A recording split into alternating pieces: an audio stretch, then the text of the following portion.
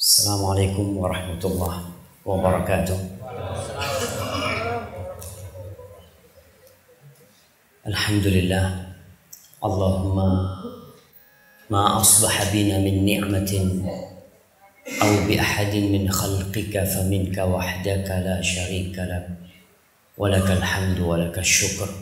Ya Allah, tidak ada satu nikmat pun yang ada pada diri kami pada pagi hari ini, atau nikmat itu ada pada salah satu dari ciptaan dan hamba-Mu, melainkan itu murni pemberian-Mu, ya Allah. Maka bagimu segala puji, bagimu segala syukur, karena memang Engkau yang pantas untuk dipuji dan disyukuri. Allahumma salli wa sallim wazid wa barik wa an'im ala habibikal mustafa wa nabiyyikal mujtaba nabiyyina wa sayyidina Muhammad. Ya Allah, semoga salawat-Mu, semoga salam, nikmat dan berkah-Mu senantiasa Kau curahkan untuk hamba kekasih-Mu, untuk baginda Nabi kita Muhammad sallallahu alaihi wasallam, untuk manusia terindah yang pernah Allah ciptakan di muka bumi ini, untuk manusia termulia yang pernah menginjakkan kakinya di muka bumi ini, untuk Nabi kita Muhammad sallallahu alaihi wasallam, dan untuk keluarga beliau, untuk istri-istri beliau, untuk putra-putri beliau, dan untuk seluruh sahabat Nabi, yang terutama untuk Abu Bakar As-Siddiq, untuk Umar bin Khattab, untuk Uthman bin Affan, dan untuk Ali bin Abi Thalib radhiyallahu ta'ala anhum ajma'in. Amma ba'd. Pada pagi yang indah ini, tepatnya pada tanggal 16 Syawal 1436 Hijriah, kira-kira 1425 tahun setelah wafatnya Rasulullah SAW, kita hadir di masjid ini. Kita duduk di masjid ini untuk menambah keimanan kita, untuk mengkaji tentang agama kita yang memang selayaknya seorang mukmin senantiasa mengkaji agamanya. Cuma saya lihat tanggalan di masjid ini tanggal 1 ya. Mungkin belum ada seperti itu yang tanggalnya Hijriah, belum ada. Sudah ada insya Allah kan. Nah, jadi mudah-mudahan nanti bisa disetel, disetting supaya umat Islam nih lebih dekat lagi dengan Islam. Tapi supaya hati kita lebih dekat sama antum-antum, kalau bisa merapat, bukan maju ke depan, tapi merapat. Belakang tuh ada yang di luar jamaah, sedikit yang di depannya tuh. Jangan bakhil-bakhil lah antum. Cuma maju 2 cm nggak apa-apa cuma. Terkadang sebagian kita itu untuk bergerak malas. Dia mengatakan suruh siapa mereka terlambat. Bukan suruh terlambat. Masanya memang nggak ada tempatnya. Baik. Ini di sebelah sini masih kosong sebenarnya ini.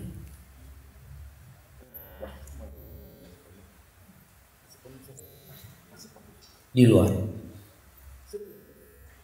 Untuk dinding dikhususkan buat yang tua-tua lah, yang muda-muda ini maju lah.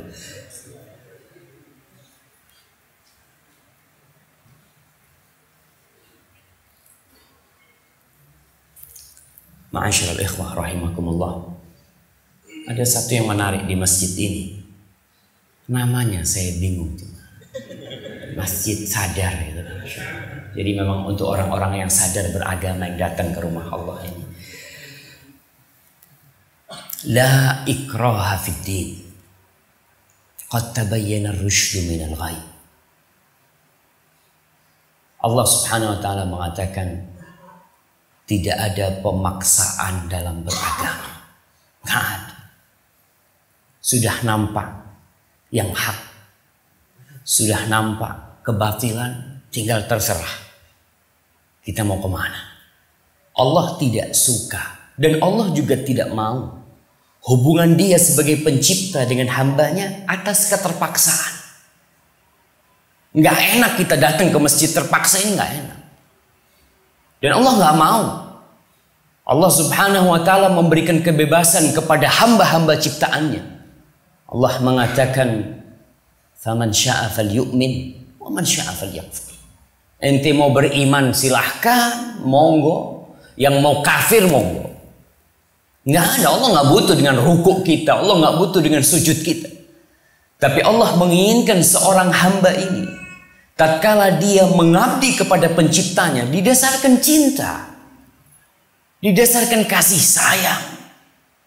Karena itulah yang akan membuat kita datang ke rumah Allah dengan hati yang lapang. Kita siap meninggalkan tempat tidur kita dikala orang-orang sedang berselimut, dikala orang-orang sedang menikmati mimpi indahnya. Tapi seorang mukmin tatkala dikumandangkan hayya 'alas shalah, dia siap meninggalkan itu. Karena apa? Karena cinta. Dan Allah Jalla Jalaluhu Maha Pecinta. Allah Subhanahu wa ta'ala berfirman, "Wastaghfiru rabbakum thumma tubu ilaihi inna rabbi rahimun wadud." Dan mohonlah ampun kalian kepada Rabb kalian, kemudian bertobatlah kalian kepadanya. Sesungguhnya Rabbku adalah Rahim. Dia adalah Maha Pengasih, Wadud, Maha Pencinta. Subhanallah. Jadi kalau kita melihat seorang yang bekerja karena senang, kita ini kalau lihat ada seorang pegawai kerja di sebuah perusahaan, ditanya, "Mas, kenapa dari pagi sampai sore sampai terus bekerja? Nggak merasa lelah?" Apa kata dia? "Subhanallah, saya kalau di rumah nggak enak. Kenapa? Karena saya sudah cinta sama pekerjaan saya. Saya senang sama bos saya itu. Baik banget dia." Tapi kalau kita tidak mau beribadah karena cinta, dan kita tidak mau cinta sama Allah Subhanahu wa ta'ala, Allah akan hilangkan kita. Allah Subhanahu wa ta'ala berfirman, "Ya ayyuhalladzina amanu." Wahai orang-orang yang beriman. Salah satu panggilan Allah kepada kita kembali, wahai orang-orang yang beriman. Allah mengatakan, "Man yartadda minkum an dini fasawfa ya'tillah biqaumin yuhibbuhum wa yuhibbuna." Barang siapa yang murtad di antara kalian, keluar dari agama Allah Subhanahu wa ta'ala, maka nggak ada apa-apa sama Allah. Allah akan datangkan nanti kaum yang lain. Allah akan datangkan manusia-manusia yang berbeda. Subhanallah ya. Allah kalau mau menghilangkan penduduk bumi ini, penduduk Bali ini, dalam hitungan detik habis. Itu bisa bayangkan bagaimana tatkala tsunami datang, habis semuanya. Bagaimana tatkala kapal Hercules yang baru naik, Allah jatuhkan, mati semua. Nggak ada satupun yang hidup. Allah akan datangkan kaum yang berbeda dengan kita. Apa sifat mereka? Yuhibbuhu wa yuhibbuna. Allah cinta sama mereka. Dan mereka cinta kepada Allah Subhanahu wa ta'ala. Subhanallah, hubungan dia sama Allah karena cinta. Karena saling mencintai. Azillatin 'alal mu'minin. Mereka adalah orang-orang yang tawadhu terhadap orang-orang beriman, ya. Mereka saling mengasihi, saling menghormati. A'izzatin 'alal kafirin. Mereka orang-orang yang aziz, yang mulia terhadap orang-orang kafir. Yujahiduna fi sabilillah. Allah akan datangkan orang-orang yang berjihad di jalan Allah.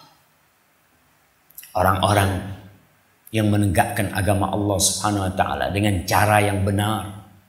Karena hati-hati, kalimat jihad banyak diselewengkan maknanya. Sehingga membunuh orang kafir, menembak orang kafir, saya berjihad. Subhanallah. Dari kapan tuh orang kafir di Madinah tuh Nabi kumpul sama orang Yahudi bertahun-tahun? Jalan mereka di depan Nabi. Nggak ada Nabi ngomong, tuh tembak. Ketika memang posisinya perang, ketika memang kondisinya seperti itu baru.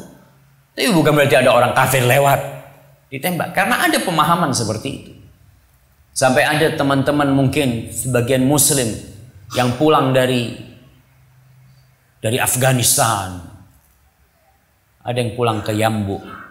Ceritakan sama teman-teman di Yambu. Dia pulang dari sana dengan semangat jihadnya. Dia bosan hidup. Dia punya bos di Aramco itu non-muslim. Akhirnya satu hari ditunggu bosnya di depan pintu. Ditodong pintu gerbang masuk ke perusahaannya. Diikat di mobilnya. Keliling dia. Jihad, kata dia. Subhanallah. Pemahaman yang benar-benar harus diluruskan. Dan kita harus kembali kepada para ulama dalam masalah ini. Dalam semua masalah. Wala yakhafuna laumata laim. Dan seorang yang beriman yang cinta kepada Allah, dia nggak takut celaan orang yang akan mencelanya. Rasul sallallahu alaihi wasallam, saya sering dapat SMS, ya, dapat pertanyaan, Ustaz, saya ini ketika kenal dengan Islam, ketika saya kembali kepada Allah, ketika saya berusaha untuk menjadi seorang yang mengikuti Muhammad sallallahu alaihi wasallam dalam gerak-geriknya, dalam tingkah lakunya, dalam berpakaian, dalam bergaul, subhanallah, celaan dari mana-mana. Yang dikatakan aliran sesat, macam-macam. Sampai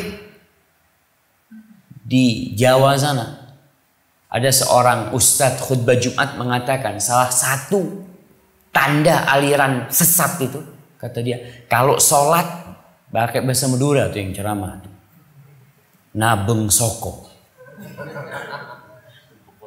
Nabeng soko itu kalau sholat ngejar kaki dia. Jadi kalau sholat dia merapatkan softnya, ini aliran sesat, kata dia. Subhanallah. Sampai seperti itu mereka. La yakhafun laumata, mau dicela mau gimana? Nabi kita sallallahu alaihi wasallam Muhammad bagaimana dikatakan majnun? Mereka mengatakan, ya ayyuhalladzi nuzzila alaihi dzikru innaka la majnun. Wahai yang diturunkan kepadanya Al-Quran, kau tuh gila.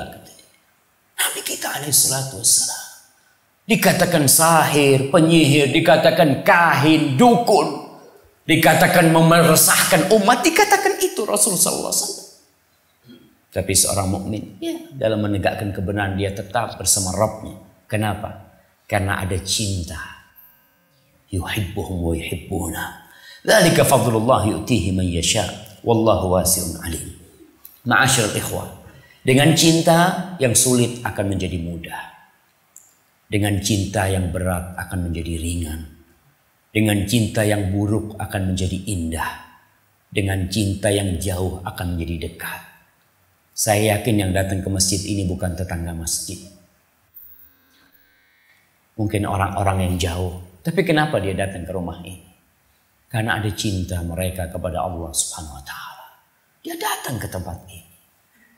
Kadang-kala ada orang yang datang pengajian dari kota yang berbeda, datang. Jauh, nggak ada jauh. Kadang-kala 8 jam mereka jalan. Kita lihat bagaimana sahabat-sahabat Nabi yang cinta kepada ilmu. Jabir bin Abdullah Al-Ansari datang dari kota Madinah. Berangkat kemana? Ke Syam. Ada sebagian sahabat berangkat ke Mesir perjalanan 1 bulan. Cuma untuk 1 hadis. Mereka lakukan perjalanan itu. Karena apa? Karena cinta. Tapi kalau sudah tidak ada cinta, bertetanggaan dengan masjid, bertetanggaan ini dekat sama masjid, nggak bakal datang. Karena memang nggak ada kecintaan di hatinya. Ma'asyiral muslimin, kalau antum melihat orang yang naik ke puncak di Bali ini, gunung tertinggi apa namanya? Gunung Agung. Coba tanya sama dia, sampai ke puncak Agung, Mas sampean dapat apa? Dapat apa dia? Dapat duit, dapat capek, dapat capek. Tapi kenapa dia mau naik ke sana, naik sampai di atas? Kok kenapa? Aku senang. Betul. Dia senang. Dia dapat senang itu. Walaupun capek, mungkin orang ngomong, ente ahsan, jelas di rumah, minum kopi. Aduh, ada apa naik-naik ke atas sana? Orang akan mengatakan ente, subhanallah, mungkin harus diperiksakan nanti. Kenapa? Karena dia punya cinta yang menyebabkan dia siap naik ke sana. Betul. Dan kita lihat tadi dikatakan orang yang bekerja, yang siap. Kadang-kala jadi kuli bangunan dia. Dia bekerja jadi kuli bangunan dengan lelah. Subhanallah. Kenapa Pak sampai umur tua tetap saya punya anak. Saya cinta sama anak-anak saya. Saya ingin anak-anak saya tumbuh menjadi orang-orang yang sukses. Kecintaan dia kepada anaknya membuat dia berkorban. Apakah kita sudah cinta kepada Allah Subhanahu wa taala atau belum? Rasul sallallahu alaihi wasallam menceritakan tentang bagaimana sebagian orang di antara kita sampai tua tidak merasakan nikmatnya jadi orang Islam. Bagaimana orang di antara kita sudah sepuh tapi tidak merasakan indahnya sebagai seorang muslim. Bahkan dia masih berat melaksanakan sholat. Masih berat bersedekah. Masih berat berbuat kebajikan. Beliau sallallahu alaihi wasallam dalam hadis yang diriwayatkan Imam Bukhari dan Muslim. Beliau mengatakan thalathun man kunna fihi wajada bihinna halawatal iman. Ada 3 hal yang kalau 3 hal ini berkumpul di diri seorang hamba, maka dia akan merasakan manisnya keimanan. Enak jadi orang Islam. Enggak berat. Puasa, orang-orang sebagian merasakan puasa adalah beban buat dia. Beban yang begitu beratnya ketika melihat sudah sudah iso mangan siang gitu. Melihat yang dia rasakan berat, hitungannya dihitung hari, bahkan dihitung jam sama dia. Dilihat berapa jam lagi waktu berbuka, katanya berat dia beribadah. Karena di situ dia memang belum merasakan nikmatnya jadi orang Islam. Kalau kita lihat sebagian salafus saleh, Mu'ad bin Jabal ketika dia mau meninggal dunia, dia mengatakan, ya Allah, kau tahu bahwasanya yang aku cintai dari dunia ini adalah panjangnya musim panas untuk berpuasa. Wa dhama'ul hawajir. Ketika musim panas dia berpuasa, dia merasakan nikmat. Kalau musim dingin puasa biasa kata dia. Tapi dia bisa merasakan tatkala dia berpuasa demi Sang Pencipta. Dia merasakan haus tapi demi siapa? Demi Sang Pencipta. Karena mereka adalah orang-orang yang mengumpulkan 3 hal ini. Yang pertama, ayyakunallah wa rasuluhu ahabba ilaihi mimma siwahuma. Dia menjadikan Allah dan Rasulnya lebih dia cintai dari selain keduanya. Dia mencintai Allah lebih dari segala-galanya. Dia mencintai Allah lebih dari rumahnya, lebih dari negerinya, lebih dari kerabatnya, lebih dari anak istrinya. Ketika dihadapkan dia antara Allah Subhanahu wa ta'ala dan selain Allah, dia memilih Allah Subhanahu, bahkan dari jiwanya. Kita lihat bagaimana Bilal bin Rabah tatkala disiksa di panas mentari kota Mekah, di padang pasir, di bebatuan yang panas, dikeluarkan, bahkan seakan-akan dia orang yang gila, dipaksa untuk keluar dari Islam dengan iming-iming dia tidak akan disiksa. Dipaksa untuk menyebutkan Tuhan-Tuhan orang-orang kafir. Apa kata Bilal? Ahad, ahadun ahad. Allah itu esa. Nggak bakal aku minta kepada orang-orang itu, kepada Tuhan-Tuhanmu itu. Allah itu esa. Kita lihat bagaimana pengorbanan Sumayyah, bagaimana pengorbanan Ammar bin Yasir dan bapaknya Yasir, bagaimana ibunda Ammar Sumayyah tatkala ditusuk kemaluannya sampai mati. Demi apa? Demi la ilaha illallah. Dia nggak merasakan itu jemaah. Karena apa? Karena cinta kepada Allah Subhanahu wa ta'ala membuat dia lupa dengan segala-galanya. Bahkan jiwanya murah buat Allah Subhanahu wa ta'ala. Loyalitas seorang mukmin harus kepada penciptanya lebih dari segala-galanya. Dan kepada Rasul SAW. Kita lihat bagaimana pengorbanan para sahabat. Bagaimana Abu Dujana, bagaimana Abu Qatadah. Abu Qatadah itu ketika mencabut gelang-gelang besi yang menancap di pipi Rasul SAW, dia cabut dengan giginya. Karena kalau dengan tangan dia takut akan menyakiti Rasul SAW, dia cabut dengan gigi. Gigi dia rompal 1. Dia cabut lagi, rompal 2 gigi dia. Tapi subhanallah, kenapa dia melakukan itu? Karena cinta dia kepada Rasul SAW. Subhanallah, Khubayb bin Adi, tatkala di kota Mekah, dia hendak dipenggal kepalanya. Dia dihadapkan kepada orang-orang kafir. yang akan melihat dia dipenggal kepalanya. Ditanya oleh pemuka-pemuka Quraisy.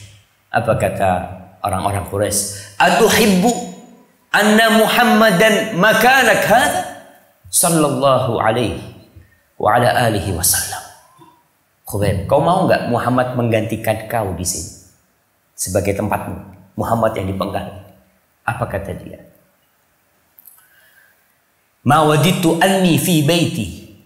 Aku enggak mau, aku di rumahku nih. Bukan di sini nih, aku di rumahku. Wa Muhammadun yushaku bisyauka. Dan Muhammad SAW terkena duri. Aku nggak mau, aku di rumahku. Dan Rasulullah SAW terkena duri kakinya. Sallallahu alaihi wasallam. Begitulah para sahabat Nabi mencintai Rasulullah SAW. Sehingga dia merasakan nikmatnya menjadi seorang muslim. Apapun yang diminta oleh Rasulullah SAW. Kita lihat bagaimana Abu Bakar Siddiq. Kecintaan dia kepada Rasulullah SAW. Ketika hijrah. Di tengah jalan Rasul sallallahu alaihi wasallam istirahat di bawah batu besar yang ada naungan di situ. Lalu ada pengembala kambing yang juga mau bernaung berteduh dengan batu itu. Rasul SAW tidur. Ditanya oleh Abu Bakar, ada susu di kambingmu? Ada. Boleh kata dia. Fadhal kalau dia mau kata dia. Akhirnya diperah oleh Abu Bakar Siddiq. Ditaruh di wadah dari batu. Kemudian dia bawa. Dalam kondisi Abu Bakar haus. Dan tahu Rasul sallallahu alaihi wasallam juga sedang haus. Kemudian dibawa itu susu. Ternyata Rasul SAW bangun. Diberikan oleh Abu Bakar kepada Rasul SAW. Apa kata Abu Bakar Siddiq? Fasyariban nabiyyu sallallahu alaihi wasallam. Maka Rasul sallallahu alaihi wasallam minum susu itu hatta tawahitu. Hatta raditu, sampai aku yang kenyang, kata Abu Bakar Siddiq. Kenapa Abu Bakar yang kenyang, sedangkan yang minum adalah Rasulullah SAW, bukan Abu Bakar Siddiq? Karena Abu Bakar memberikan itu karena cintanya kepada Rasul SAW. Kita lihat bagaimana seorang ibunda yang dia siap tidak tidur malam menggendong bayinya, dia gendong terus. Matanya merah, capek dia menggendong. Tapi ketika itu bayi tidur, sang ibu merasakan nikmat yang begitu besar. Kenapa? Karena cinta dia kepada anak. Sudahkah kita mendahulukan Allah dan Rasulnya atas segala-galanya? Mungkin belum. Karena kita belum cinta kepada Allah dan Rasulnya. Kita lebih cinta kepada orang yang menghadiahkan kepada kita emas-emasan. Kita lebih mencintai orang yang memberikan rumah untuk kita, memberikan mobil untuk kita, memberikan pekerjaan untuk kita. Kalau ada orang yang memberikan cincin kepada kita, memberikan jam kepada kita, yang mungkin cincin itu mahal, jam itu jutaan, puluhan juta, kita akan senantiasa mengingat dia. Tapi kita lupa dengan yang memberikan tangan sehingga bisa bergerak tangan kita. Kadangkala kita jarang mengingat Allah. Ma'asyiral muslimin. Yang kedua, yang Rasulullah sallallahu alaihi wasallam sebutkan agar seorang mukmin merasakan nikmatnya jadi orang beriman. Wa an yuhibbal mar'a la yuhibbuhu illa lillah.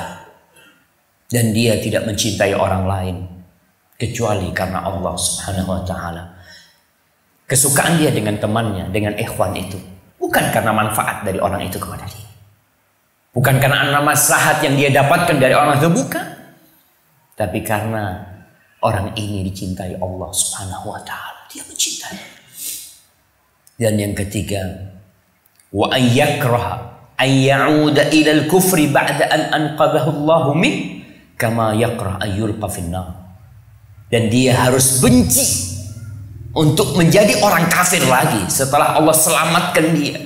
Mungkin dia dulu hidup di masa jahiliyah, kemudian Allah memberikan hidayah kepada dia. Setelah Allah selamatkan dia, benci untuk kembali jadi orang kafir, sebagaimana kebencian dia untuk dilemparkan ke dalam api neraka. Na'udzubillahi minan nar.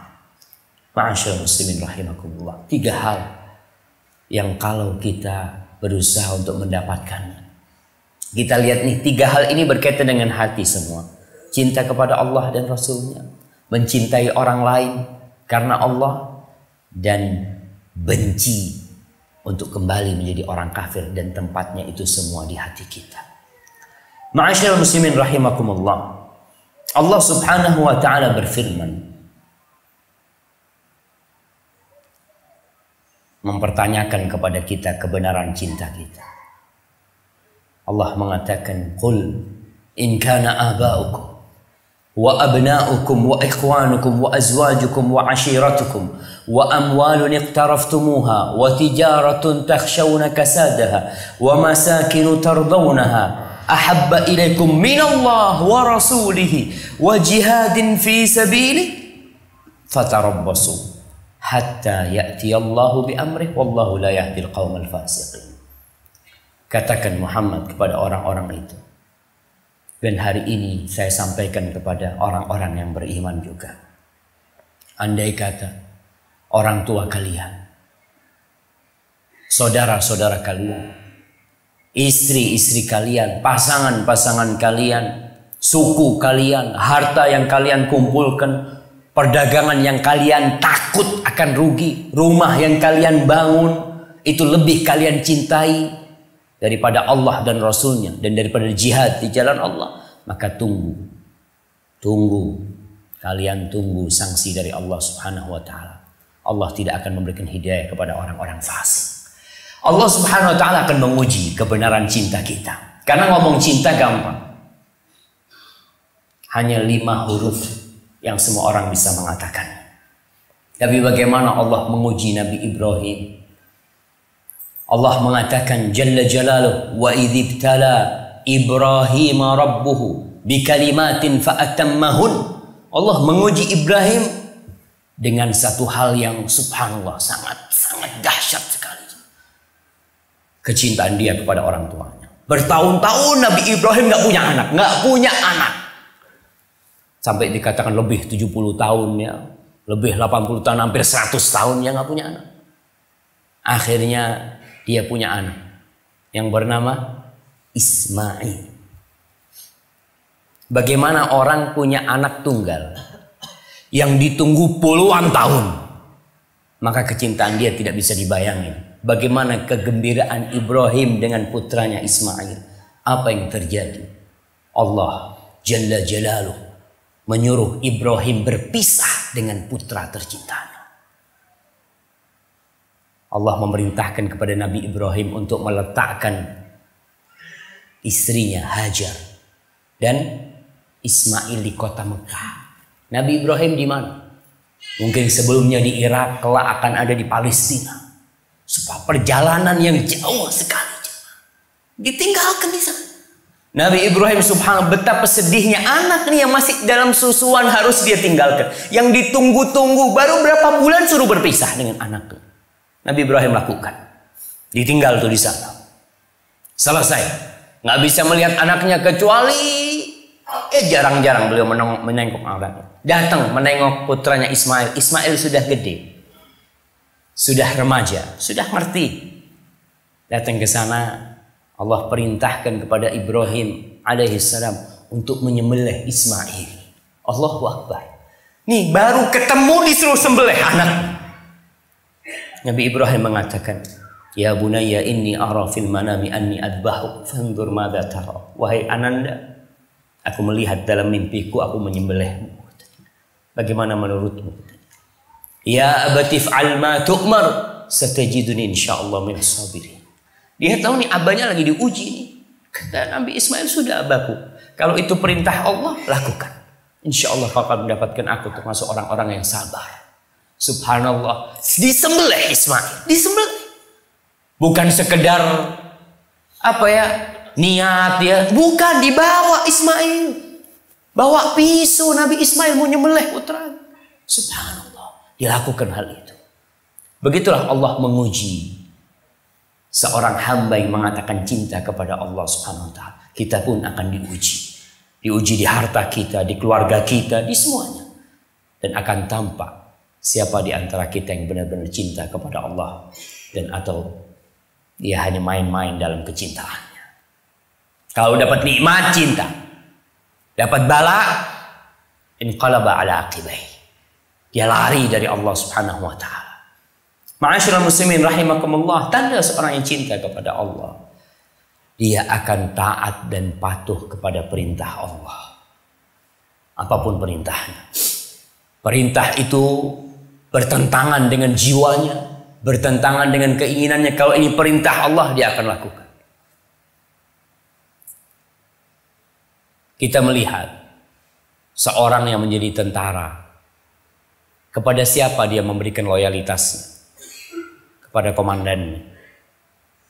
Dipanggil oleh komandannya, fulan, namanya Joko, umpamanya. Joko, siap dan datang dia. Joko, kata dia, kau mandikan tuh mobil. Umpamanya, kau bersihkan ini halaman, kata dia. Apa dia akan bertanya, dan sunnah apa wajib? Nggak bakal dia tanya sunnah atau wajib. Perintahnya laksanakan. Dan seperti itu seorang mukmin. Allah menyebutkan bagaimana sifat orang yang beriman kepada Allah. Amanar rasulu bima unzila ilaihi min rabbih wal mu'minun kullun amana billah wa malaikatihi wa kutubihi wa rusulihi la nufarriqu baina ahadin min rusulihi wa qalu sami'na wa ata'na ghufranak rabbana wa ilaikal masir. Kami dengar dan kami taat. Siap. Ghufranak ya Allah. Kalau nggak mampu minta maaf. Kalau nggak bisa sempurna yang kami lakukan, minta maaf ya Allah. Ampuni kami ya Allah. Kepadamu kami akan kembali. Nanti akan ada perhitungan dengan Allah Subhanahu wa taala dengan segala yang kita lakukan. Sebagian ulama mengatakan sebuah syair ya yang biasa diucapkan, ta'sil ilaha wa anta taz'umu hubbahu.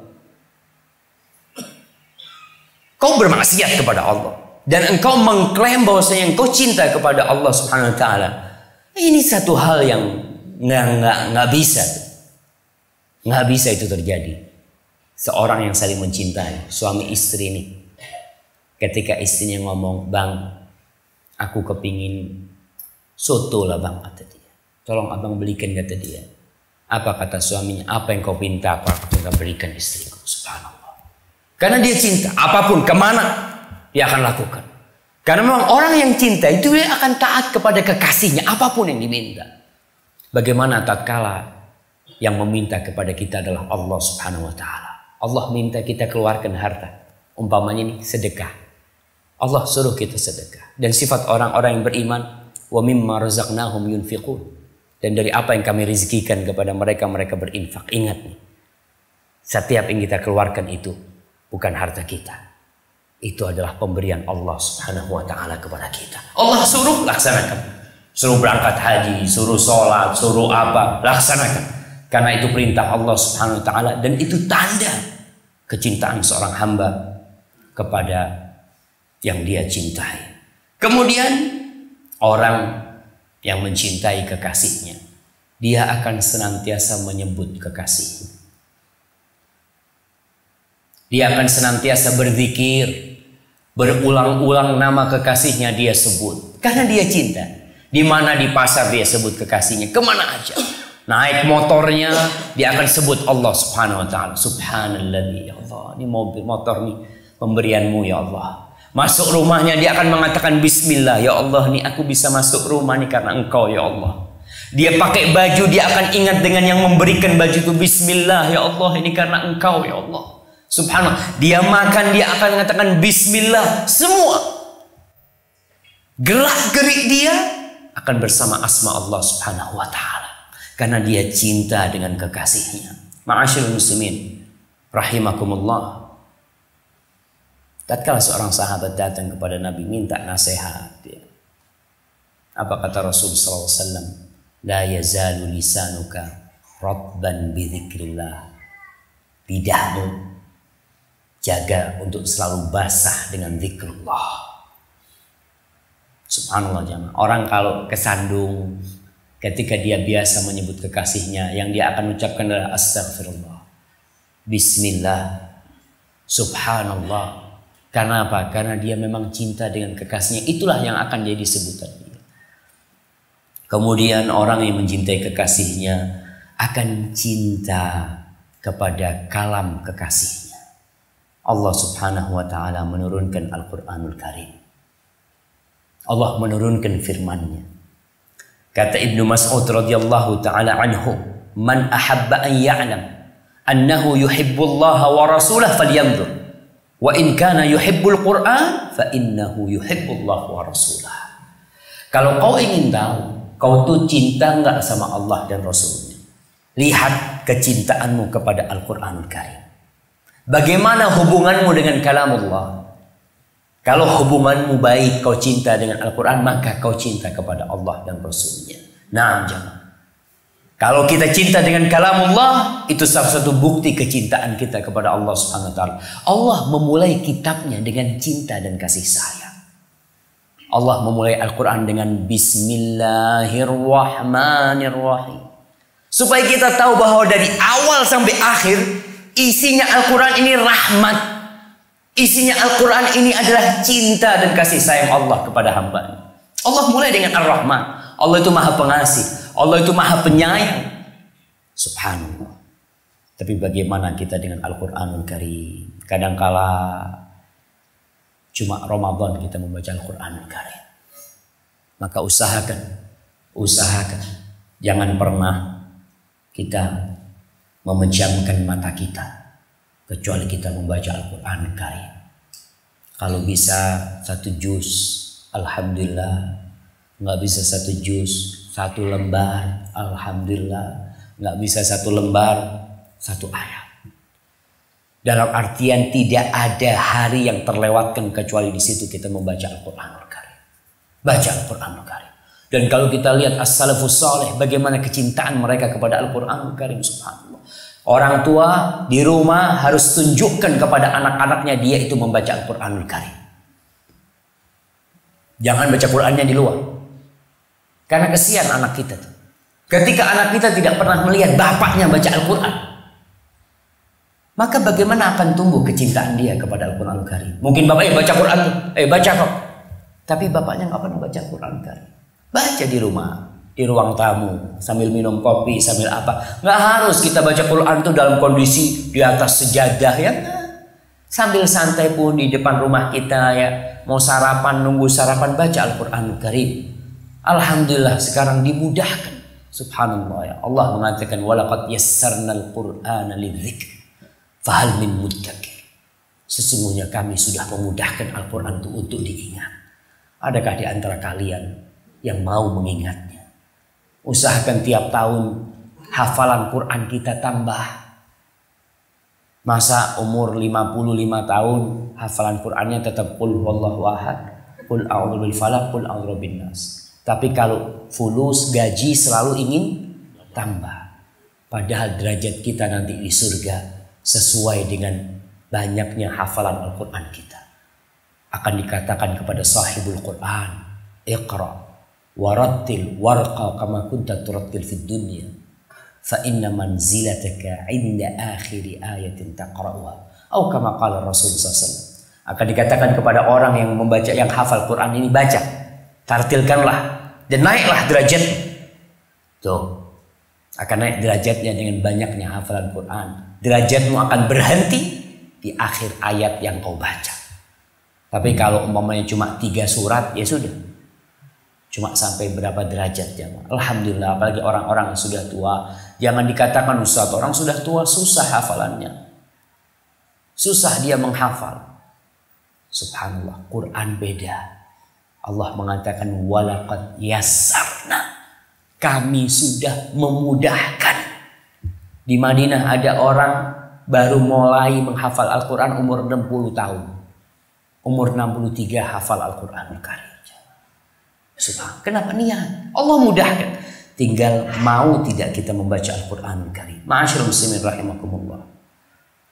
Kata Utsman bin Affan radhiyallahu taala anhu, "Lau tahurat qulubukum ma syabi'tum min kalami rabbikum atau ma syabi'at min kalami rabbikum." Kalau hati kalian bersih, suci, kalian tidak akan pernah puas membaca Al-Quran Karim. Subhanallah. Rahmat, nur, huda, petunjuk dari Allah, kita baca terus. Jangan koran yang dibaca. Kadang-kala kita nih, awal yang kita baca adalah WA, BBM, Facebook, SMS. Awal harian kita baca itu. Lupa kalau yang seharusnya menjadi awal bacaan kita adalah kalam Allah tabaraka wa ta'ala. Kemudian orang yang cinta kepada Allah akan rindu untuk datang ke rumah Allah Subhanahu wa ta'ala. Rindu nih. Bagi yang laki-laki akan rindu di sini nih, rumah Allah yang di sini. Juga ada rumah Allah yang ada di Mekah di sana. Dia akan menabung, dia punya duit 100.000 dia taruh terus. Kenapa kau kumpulkan duit itu? Untuk bangun rumah, untuk beli mobil? Enggak. Aku kangen sama Mekah. Aku kepikir bisa tawaf di rumah Allah Subhanahu wa ta'ala. Karena cinta yang membuat dia menabung terus, dia akan rindu untuk datang ke sana. Sudahkah kita rindu untuk datang ke rumah Allah? Atau kita malah merindukan yang lainnya? Kita merindukan untuk datang ke Singapura, datang kemana. Tapi di antara kita kadang-kala ada yang tidak merindukan rumah Allah Subhanahu wa ta'ala. Kemudian orang yang cinta kepada Allah akan ridha dengan takdir Allah Subhanahu wa ta'ala. Karena dia tahu ini terjadi karena Allah. Ya sudah. Kalau itu karena Allah, aku akan ridha. Ketika dia terjadi umpamanya motor dia hilang di antara ratusan motor yang diparkir nih, umpamanya antum keluar dari masjid motornya hilang, antum harus berpikir, kenapa di antara ratusan motor ini punya anak yang hilang? Subhanallah ya Allah. Allah Subhanahu wa ta'ala kata Rasulullah SAW, idza ahabballahu 'abdan ibtalah. Allah kalau cinta sama hambanya, Allah akan kasih bala orang itu. Subhanallah ya Allah. Mudah-mudahan ini bala tanda kecintaanmu kepadaku ya Allah. Dia akan kembali kepada Allah Subhanahu wa ta'ala. Apapun yang terjadi, dia akan ridha bahwa itu terjadi karena izin Allah Subhanahu wa ta'ala, dan dia tidak akan mengatakan lau anni fa'altu kadza kana kadza wa kadza. Andai kata enggak ada dalam kamus hidup dia. Ini sudah terjadi. Dia akan mengatakan qadarullah wa ma syaa fa'al. Ya Allah. Maka kita lihat ketika orang kena musibah, dia akan mengatakan ini takdir Allah dan Allah bebas berbuat apa saja. Karena semua milik Allah. Ketika ada musibah, ketika saudara kita meninggal, ketika orang tua kita meninggal, apa yang diucapkan seorang muslim? Inna, bukan innahu, bukan. Dia tidak mengatakan dia milik Allah, bukan. Dia mengatakan inna, kami nih, kita nih semua inna lillah, semuanya milik Allah. Kok dia milik Allah, kita pun milik Allah Subhanahu wa ta'ala. Inna lillah wa inna ilaihi raji'un. Maka orang yang seperti ini, ulaika alaihim salawatu min rabbihim wa rahmah wa ulaika humul muhtadun. Mereka adalah orang-orang yang akan mendapatkan solawat dari Allah.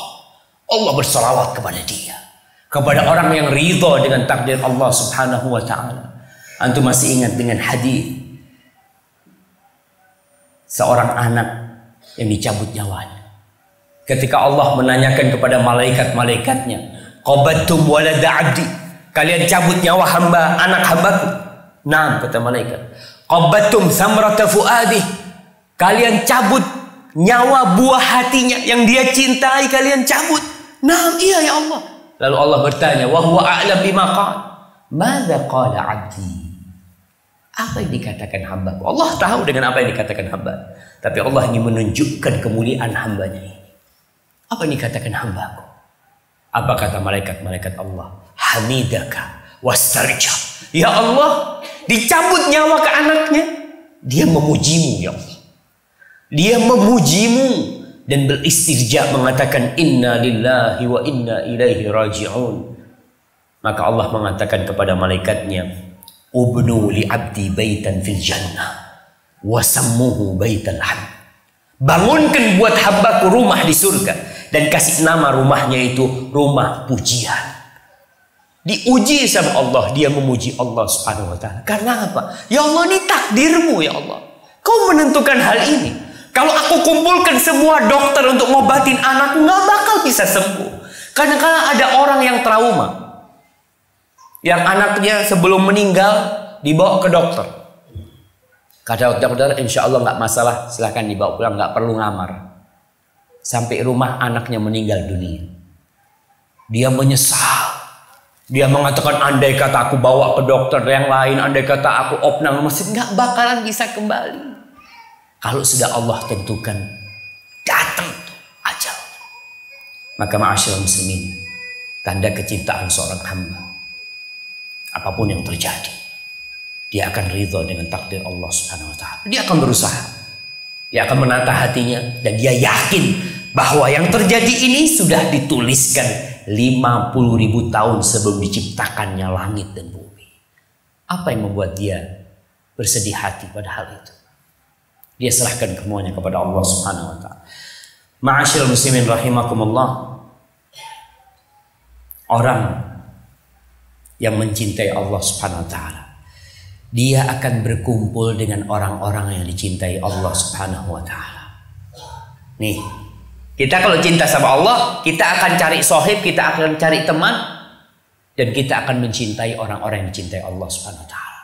Allah itu kalau cinta sama hambanya, nada Jibril, Allah akan memanggil Jibril.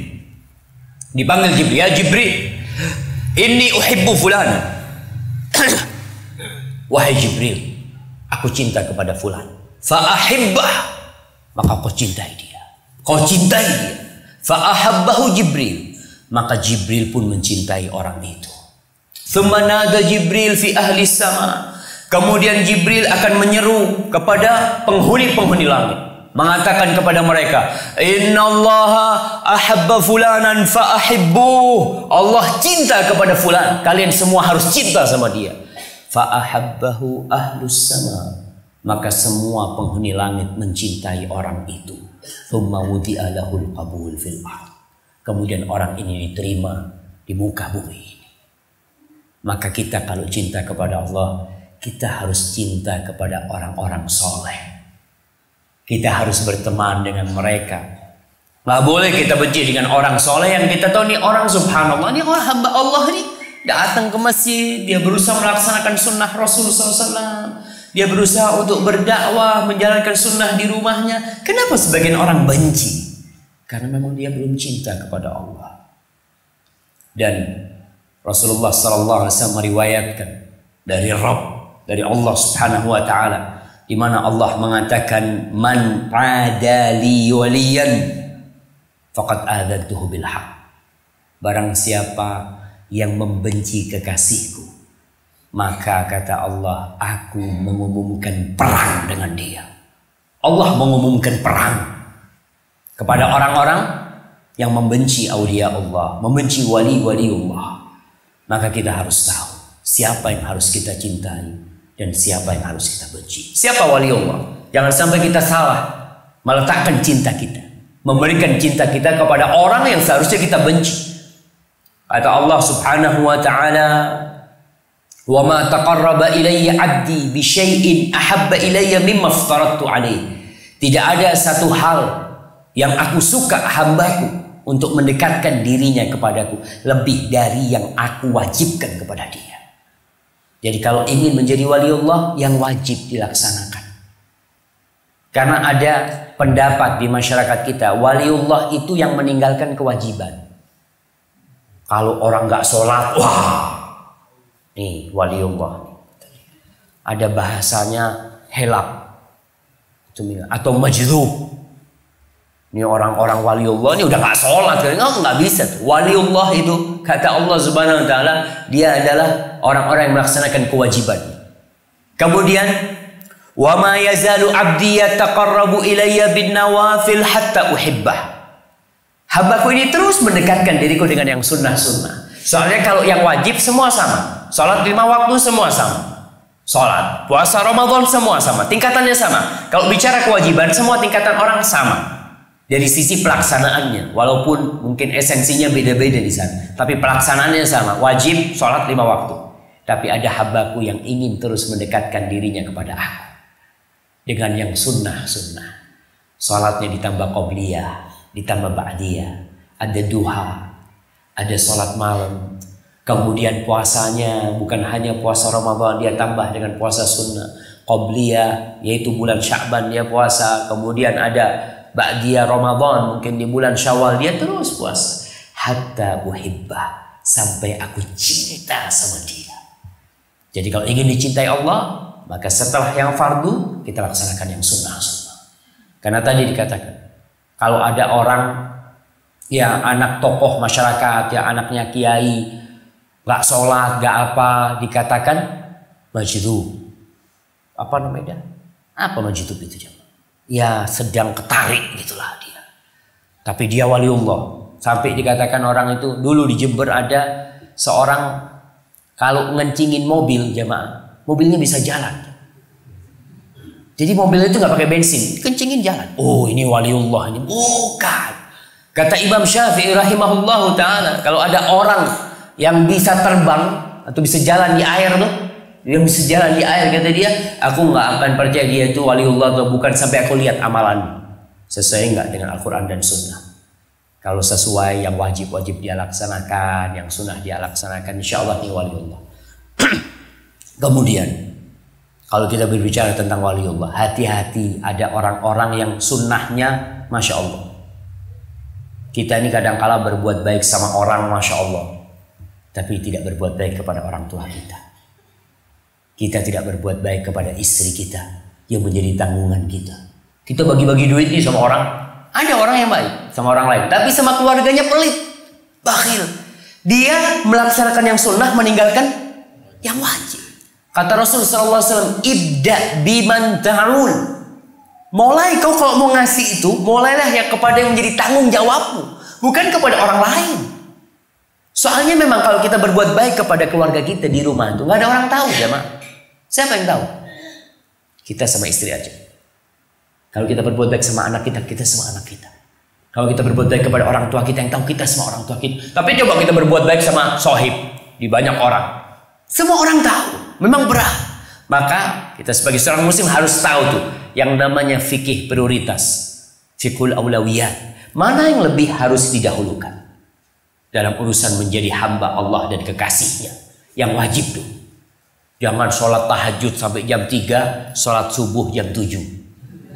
Nah, kadang-kala ya gimana Ustaz, kan ma'dzur, saya tidur gitu. Oh iya memang ma'dzur, tapi jangan sampai meninggalkan yang wajib gara-gara yang sunnah. Hati-hati. Kemudian orang yang cinta kepada Allah, dia akan rindu untuk melihat kekasihnya. Dia akan rindu untuk melihat Allah Subhanahu wa ta'ala. Pernahkah kita merindukan untuk melihat wajah Allah Subhanahu wa ta'ala? Subhanallah jemaah. Allah Subhanahu wa ta'ala berfirman. Allah nih yang bertahun-tahun kita sembah, yang bertahun-tahun kita ruku, kita sujud kepadanya, yang asmanya senantiasa kita sebut. Dia gaib. Kita nggak melihat Allah Subhanahu wa ta'ala, tapi kita lihat tanda-tanda kebesaran Allah, tanda-tanda ketauhidan untuk Allah Subhanahu wa ta'ala kita lihat. Tapi kita nggak pernah melihat yang kita ciptakan. Itulah orang-orang yang beriman. Yu'minuna bil ghaib. Mereka beriman dengan yang gaib. Tapi orang ini ketika dia membaca Al-Quran Karim, disebutkan sifat-sifat Allah, disebutkan tentang keindahan Allah, dia akan rindu, ya Allah, kapan aku bisa melihat Allah sebentar? Apakah kita merindukan untuk berjumpa dengan Allah Subhanahu wa ta'ala?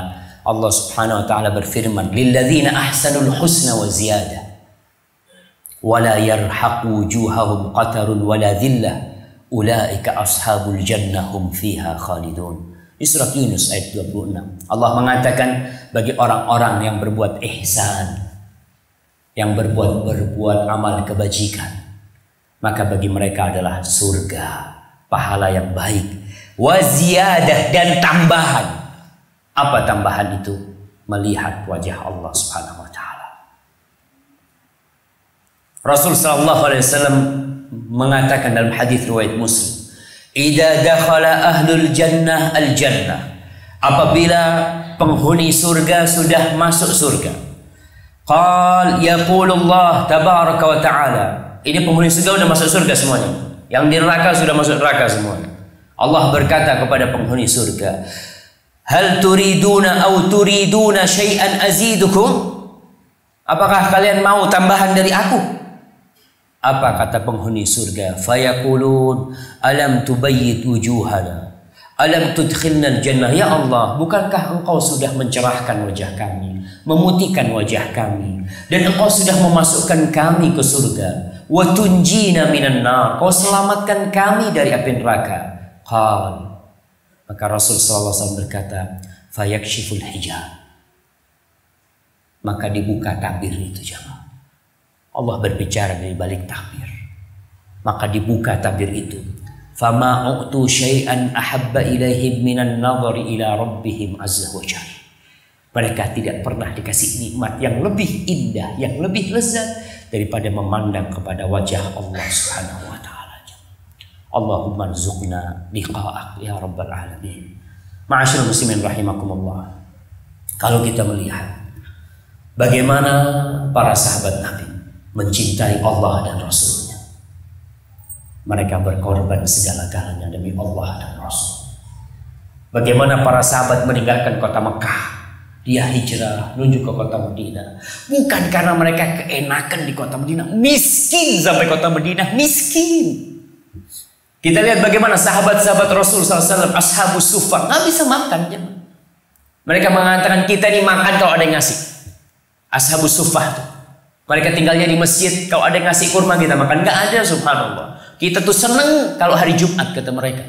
Ada seorang wanita tua yang dia itu ya ambil akar beberapa tanaman, dia masak, kuahnya tuh banyak. Seneng tuh sahabat makan di sana. Mereka berkorban segala dan hartanya mereka tinggalkan, bahkan jiwanya mereka korbankan untuk berjumpa dengan Allah Subhanahu wa taala. Semoga kita benar-benar menjadi seorang mukmin yang berusaha untuk lebih mencintai Allah Jalla Jalaluh. Mungkin itu yang bisa saya sampaikan pada kesempatan kali ini. Apabila itu benar itu dari Allah Subhanahu wa taala, kalau ada yang salah dan kurang berkenan, saya mohon maaf yang sebesar-besarnya. Wallahu a'lam bishawab. Kalau mungkin ada pertanyaan, saya persilahkan. Ya bagaimana? Ada yang bertanya?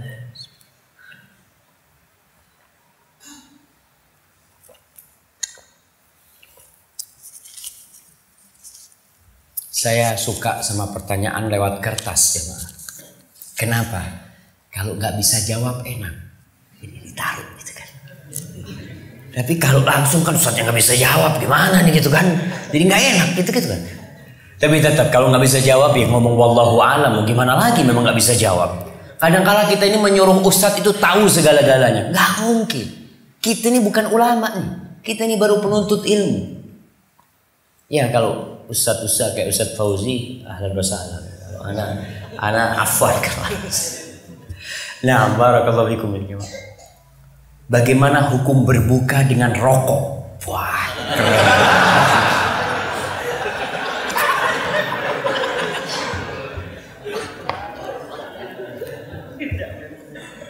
Subhanallah ya. Disinilah dituntut seorang hamba yang beriman itu untuk berusaha mengenal agamanya. Kalau kita lihat selama bulan puasa, di bulan puasa itu ada penyucian jiwa hamba dan penyucian jasmani dia juga. Kalau kita lihat Rasul sallallahu alaihi wasallam berbuka dengan apa? Beliau alaihi salatu wassalam mengatakan idza aftara ahadukum falyuftir ala tamarat. Kalau kalian berbuka hendaklah berbuka kurma. Ini perintah dari Rasul sallallahu alaihi wasallam, perintah. Ketika itu perintah, memang kalau kita bicara Ustaz hukumnya kan sunnah Ustaz. Iya, kalau kita bicara itu na'am lah. Tapi nggak perlu tanya itu. Alhamdulillah kurma banyak dijual. Ketika kita buka kurma, tamarat. Kalau nggak ada kurma, Nabi berbuka apa? Air. Nggak ada kurma, jangan rokok. Air. Setelah makan kurma dan minum air, kemana Rasulullah SAW? Makan yang lainnya, makan roti, makan apa? Enggak. Kemana? Ke masjid. Subhanallah. Kita bisa rasakan tatkala seorang muslim ambil kurma, dia gigit tuh kurma. Ya Allah, Nabimu makan kurma juga, ya Allah. Dia rasakan bagaimana dia mengikuti. Aku ini nggak suka sama kurma sebenarnya. Nggak suka, banyak orang nggak suka sama kurma. Dia lebih suka sama es campur sama apa mungkin. Tapi ketika dia makan kurma, kenapa dia makan kurma? Karena Nabi mau makan kurma, ya Allah. Aku juga mau makan kurma walaupun aku nggak suka. Tapi lama-lama akan suka. Sahabat Nabi sebagian, kalau nggak salah Ibnu Abbas, Ibnu Umar, dia dapat hadis kalau Nabi itu suka sama korok. Korok itu labu kuning. Jadi Nabi kalau disuguhkan sama sahabatnya korok itu sisa-sisanya itu sampai bersih gitu kan jamaah. Ketika sahabat ini tahu Nabi suka korok, dia padahal nggak suka. Tapi karena tahu Nabi suka, dia jadi suka. Tadilah ketika kita memulai dengan cinta, semuanya akan kita cintai. Apapun yang disukai oleh kekasih kita, kita akan suka. Jadi kalau berbuka dengan rokok, masa kita berbuka dengan sesuatu yang dibenci oleh Allah Subhanahu wa Ta'ala? Awal kita memulai dari pagi tadi kita nggak perlu puasa, terus sampai matahari terbenam. Dan ketika kita berbuka karena Allah nyuruh kita berbuka, ya Allah kau suruh aku berbuka, aku makan. Maka mulailah dengan kurma, jangan sama rokok, apalagi rokok. Pemerintah kita mengharamkan rokok apa tidak? Mengharamkan rokok pemerintah kita. Antum lihat tulisan-tulisan, rokok membunuhmu. Boleh orang bunuh diri di pemerintah kita? Boleh nggak orang bunuh diri? Nggak boleh, haram secara hukum pemerintah ya. Kemudian di tulisan rokok apa? Rokok membunuhmu. Berarti orang bunuh diri? Nggak boleh lah jamaah. Cuma masih malu-malu gitu kan jamaah. Subhanallah. Tapi ke depan saya melihat insya Allah usaha untuk menghilangkan rokok ini sangat besar sekali. Karena orang-orang kafir, kita bicara orang kafir, itu sudah memerangi rokok mati-matian. Kita lihat umpamanya di airport ya, itu orang-orang perokok itu dikumpulkan di ruang kaca kecil gitu ya.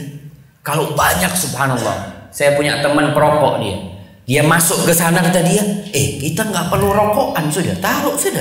Ini asapnya Marlboro, asapnya semuanya ada semua kata dia di ruang ini kata dia. Subhanallah, memang dia benar-benar dikumpulkan di sana tuh orang-orang yang subhanallah jamaah. Tapi memang di barat kan benar-benar diperangi. Larangan-larangan merokok itu kan di mana nggak boleh merokok, di situ nggak boleh ngerokok ya.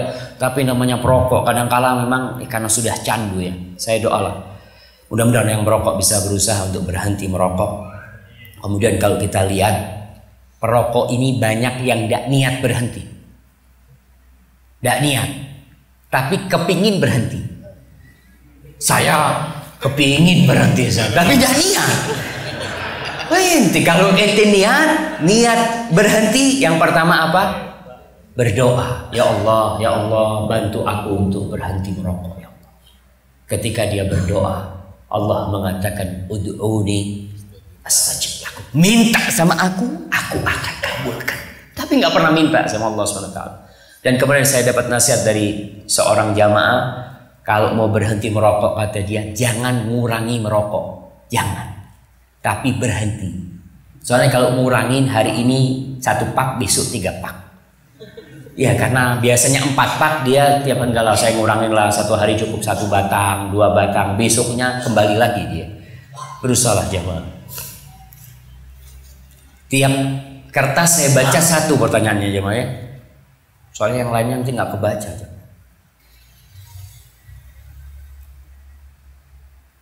Nah, bagaimana tata cara sholat tahajud dan duha yang sesuai sunnah? Apakah ada zikir di antara pemisah rakaat setelah salam? Dan mohon penjelasan sholat Jumat. Adakah ba'diyah, qabliyah dan rakaatnya? Subhanallah. Berkaitan dengan sholat tahajud, bebas-bebas aja orang mau berzikir ya. Karena kita lihat tahajud ini kan waktunya memang waktu berdoa. Allah Subhanahu wa Ta'ala mengatakan ketika turun sepertiga malam ke langit dunia, sepertiga malam akhir ke langit dunia, Allah mengatakan hal min sa'ilin fa'utiyah, hal min mustaghfirin fa'aghfiralah. Apakah ada orang yang mau minta, aku akan kasih.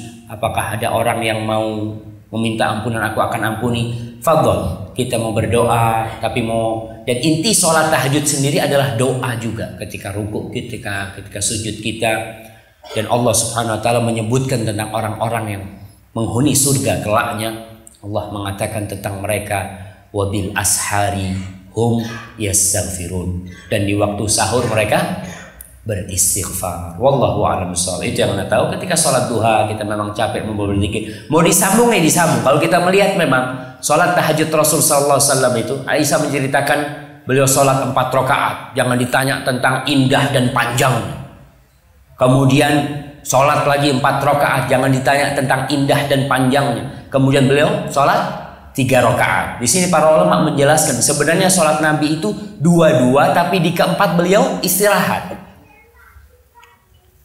Jadi yang 2-2 itu habis 2 salam kemudian nyambung lagi, baru yang seakan-akan nyambung sholatnya, yang di keempat beliau baru di situ berhenti beristirahat. Ya ketika beristirahat, wallahu a'lam, Anda nggak pernah tahu ada doa-doa khusus memang di antaranya. Tapi seorang muslim ketika memang ada yang hendak dia minta pada Allah SWT, dia minta pada waktu itu. Barakallahu fikum. Kemudian untuk ba'diyah dan qabliyah Jumat berkaitan dengan sebelum Jumat, ada sholat sunnah sebelum Jumat. Sholat sunnah sebelum Jumat itu disebut sholat, mungkin sebagian ulama menamakannya intidharu, sholatul intidhar, sholat menanti imamnya datang. Jadi kita sholat ya, imam sambil nunggu imam ya, terus 2 rakaat, 2 rakaat, 2 rakaat, 2 rakaat sampai imamnya naik mimbar. Tapi itu tidak dimasukkan kepada, ya kalau dibilang qobliyah, qobliyah itu artinya kan sebelum Jumat. Jadi memang pelaksanaan sebelum Jumat, tapi tidak seperti qobliyah duhur. Karena kalau kita lihat sholat qobliyah itu dilaksanakan kapan? Setelah azan apa sebelum azan? Setelah azan. Setelah azan imamnya sudah naik. Gimana kok mau sholat qobliyah? Karena kalau azan yang pertama itu tidak menunjukkan masuk waktu sholat. Enggak. Waktu sholatnya kapan? Azan yang kedua. Sebagian masjid-masjid ini azan berapa kali?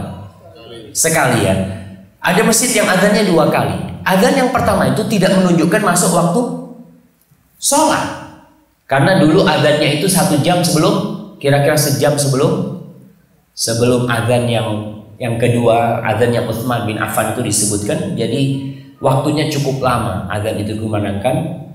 Jadi kalau qobliyah itu setelah azan yang kedua nggak ada qobliyah itu, karena imamnya sudah naik dan kewajiban makmum adalah mendengarkan ceramah. Adapun ba'diyah Jumat, ada ba'diyah Jumat kalau di masjid biasanya dilaksanakan 4 rakaat, kalau di rumah 2 rakaat. Wallahu a'lam bishawab. Ustaz, bagaimana menyikapi saudara seiman yang kita cintai? Kita cinta kepadanya karena Allah, namun sebaliknya dia malah menghujat, menyingkirkan kita karena beda memahami ilmu agama. Doakan. Allah Subhanahu wa taala mengatakan idfa' billati hiya ahsan. Idfa' billati hiya ahsan. Balaslah dengan yang lebih baik. Jadi kalau membalas orang yang mungkin menghujat kita, mencela kita, ada orang-orang mungkin yang nggak mau salam sama kita, ya sudah, kita nih mengucapkan salam karena Allah Subhanahu wa taala. Kita berbuat baik kepada dia karena Allah Subhanahu wa taala. Tadi karena kita cinta kepada Allah. Perkara dia menghujat kita, nggak ada urusan kita. Karena aku cinta sama kau karena Allah Subhanahu wa taala. Dan orang yang seperti ini perlu dikasihani. Maka dikatakan oleh Syekhul Islam, Ahlus Sunnah itu arhamul khalqi bil khalq. Ahlus Sunnah adalah orang-orang yang paling penyayang kepada orang lain. Paling penyayang kepada ciptaan Allah yang lainnya. Kita sayang sama dia karena dia nggak ngerti, dan jangan lupa mendoakan dia. Sebut nama dia dalam doa-doa kita. Ya Allah fulan, ya Allah fulan, bukakan pintu hatinya. Kesian ya Allah. Dia juga mungkin punya niat baik tapi salah jalan. Ya kita doakan dia. Mudah-mudahan Allah memberikan hidayah kepada dia. Jadi kalau orang berbuat buruk kepada kita, balaslah dengan yang lebih baik kepada dia. Insya Allah Allah akan membuka hatinya. Pertanyaan, tanggal 1 Syawal sering disebut juga dengan Idul Fitr. Betul, memang Idul Fitr. Mohon penjelasan dari Ustaz, apa sebenarnya makna dari Idul Fitr? Ya, kalau Idul Fitr secara bahasa, Id itu sesuatu yang berulang-ulang. Id, karena dia kembali lagi ya, maka disebut Id. Rasulullah SAW mengatakan, la taj'alu qabri idan, jangan jadikan kuburanku ini jadi id yang terus kalian akhirnya menjadikan itu tempat yang seperti lebaran terus ke sana orang itu. Rasulullah SAW melarang hal itu. Kalau Idul Fitr, fitr itu artinya Rasulullah SAW mengatakan al-fitru yauma yuftirun nas. Al-fitr yang disebut fitr itu adalah hari ketika orang-orang berbuka. Jadi kalau dikatakan Idul Fitr adalah kembali berbuka, bukan kembali kepada fitrah. Ya wallahu alam ya, saya sampai saat ini kok belum nemu gitu ya penjelasan para ulama. Ya mudah-mudahan nanti kalau ada yang mendapatkan bisa menjelaskan kepada saya. Cuma kadang-kala itu orang mengatakan, Ustaz, kalau Idul Fitri itu artinya kembali berbuka, apa keistimewaannya? Tapi kalau kembali fitri kan keren itu, Ustaz. Kembali kepada kesucian gitu kan. Malah kebalikannya. Kalau Idul Fitr itu lebih keren daripada yang artinya kembali berbuka daripada kembali suci. Disitulah keistimewaan seorang mukmin. Ketika lebaran, kenapa kau makan? Ya, karena Allah membolehkan aku makan. Nih, aku kembali makan. Aku kembali sarapan, aku kembali makan siang. Kenapa? Karena Allah Subhanahu wa taala. Di situ ada penghambaan yang begitu nyata dari hamba kepada Allah Subhanahu wa taala. Wallahu a'lam, itu yang ana tahu. Kemudian kadang-kala orang kan minal aidin wal faizin, mohon maaf lahir batin. Mereka memahami bahwasanya minal aidin wal faizin artinya mohon maaf lahir dan batin. Makanya kita lihat kadang-kala orang nggak ngomong mohon maaf, salaman minal aidin ya, maksudnya ini mohon maaf karena gitu ya, kosong-kosong gitu kan. Padahal minal aidin itu doa yang artinya semoga Allah menjadikan engkau orang-orang yang kembali kepada Allah, aid, kembali kepada Allah, wal faizin, dan orang-orang yang sukses, orang-orang yang berhasil, yang diterima amalannya. Taqabbalallahu minna wa minkum. Jadi bukan mohon maaf lahir dan batin. Itu termasuk kesalahan mungkin yang sudah menjadi lumrah di tempat kita. Jadi kalau mau mohon maaf jangan nunggu lebaran. Kenapa kita perlu menjelaskan hal itu? Karena banyak orang yang akhirnya memahami kalau mau mohon maaf itu nunggu lebaran. Padahal punya salah nih sama sohibnya. Tiap hari ketemu, sholat tarawih tiap hari kumpul. Tahu dia punya sohib, nanti anak lebaran mau minta maaf sama fulan. Padahal tiap hari kumpul. Karena dia tahu tuh nanti tuh waktunya mohon maaf ya. Maka itu yang mungkin perlu diluruskan. Wallahu a'lam. Itu yang ana tahu. Tapi kalau mungkin ada yang tahu dari itu ya, wallahu a'lam. Untuk menyambung silaturahim, cukupkah dengan mengucapkan salam dan bersalaman jabat tangan saja karena Allah Subhanahu wa taala? Barakallahu fiik. Ingat, silaturahim itu bukan berkunjung dan bukan mengucapkan salam. Silaturahim itu ya ini, silaturahmi itu bahasa Indonesia. Artinya silaturahmi apa? Berkunjung. Kalau bahasa Indonesia, kita bicara bahasa Indonesia. Saya mau bersilaturahmi ke rumahnya bapak. Oh iya, tafadhol gitu kan. Maksudnya dia saya mau berkunjung gitu loh. Tapi dalam bahasa Arab silaturahmi artinya bukan berkunjung. Silaturahim itu artinya silah dari dua kata. Silah itu artinya menyambung. Wasala yasilu silatan itu artinya menyambung. Ar-rahim artinya rahim ibu. Jadi menyambung yang ada hubungan persaudaraan kerabat. Sebagian ulama mengatakan yang disebut rahim itu siapa sih? Laul arham itu siapa? Sebagian mengatakan mahram. Yang mahram sama kita itu rahim kita. Sebagian mengatakan rahim itu adalah yang dapat warisan. Itu rahim kita. Dua pendapat ini sebenarnya lemah. Karena ada yang bukan mahram kita, tapi itu dia kerabat kita. Contohnya siapa? Sepupu kita, anak paman kita. Itu bukan mahram kita. Tapi dia itu kerabat dekat sama kita. Cuma pemisahnya cuma bapak aja. Dan dia juga mendapatkan warisan dari kita. Maka itu termasuk rahim sebenarnya. Jadi para ulama mengatakan yang disebut rahim adalah dzawil qurba, kerabat kita. Sebagian mengatakan sampai bapak nomor 4. Jadi makanya kenapa Rasul SAW mengatakan ta'allamu min ansabikum ma tasilu bihi arhamakum. Kalian pelajari nasab kalian yang dengannya kalian bisa menyambung rahim kalian. Karena yang namanya silaturahim ini yang ada hubungan kerabat. Jadi kalau ke rumah sohib kita itu tidak silaturahim. Kalau kita ngasih teman kita duit itu tidak termasuk silaturahim. Kita berkunjung ke rumah teman kita sakit, kita kasih bantuan, itu tidak termasuk silaturahim. Itu termasuk berkunjung karena Allah Subhanahu wa taala. Maka disebut ziarah. Bahasa yang benarnya ziarah. Cuma karena ziarah untuk kuburan, orang akhirnya pakainya silaturahim. Tapi perlu diluruskan. Jadi kayak yang namanya silaturahim itu berbuat baik kepada kerabat kita. Pertanyaannya, apakah cukup dengan salaman? Cukup dengan ya berjabatan tangan? Nggak cukup. Tergantung kondisi kita. Orang yang kaya raya bisa bersilaturahim dengan hartanya. Dia punya keponakan nggak mampu, dia kasih. Rasul sallallahu alaihi wasallam mengatakan sedekah kepada kerabat itu bernilai shadaqatun wasilah. Sedekah dan silaturahim. Nilainya silah. Jadi kita kalau ngasih keponakan kita bernilai silaturahim. Paman kita nggak mampu sakit kita kasih silaturahim. Jadi ingat silaturahim bukan berkunjung saja kerabat kita ya. Tapi kita kalau memang yang jauh beda, mungkin dia nggak bisa datang, bayi pun dia telepon, dia salam, gimana keponakan, kabarnya, gimana paman, mungkin anaknya baru lulus sekolah, kita ucapkan selamat, mungkin dia menikahkan anaknya, kita kirim paket hadiah, kita nggak bisa datang, itu masuk silaturahim, bukan berkunjung makna silaturahim. Mungkin itu yang perlu diluruskan. Wallahu a'lam bishawab ya. Masya Allah. Mohon penjelasan, wajibkah makmum membaca Al-Fatihah pada saat sholat jahriyah, subuh, maghrib, isya? Ini bisa 1 jam kita menjelaskan. Ada khilaf di antara para ulama dalam masalah itu. Yang mau baca, monggo. Yang nggak mau baca karena berpendapat bacaan imam cukup buat bacaan dia, ya monggo. Bismillah.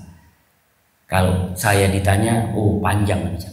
Hadza wallahu a'lam bishawab. Insyaallah kita lanjutkan lagi pada kajian yang akan datang. Sekali lagi, mungkin masalah ini bisa jelaskan sama Ustaz Fauzi nanti di kajian-kajian yang akan diadakan.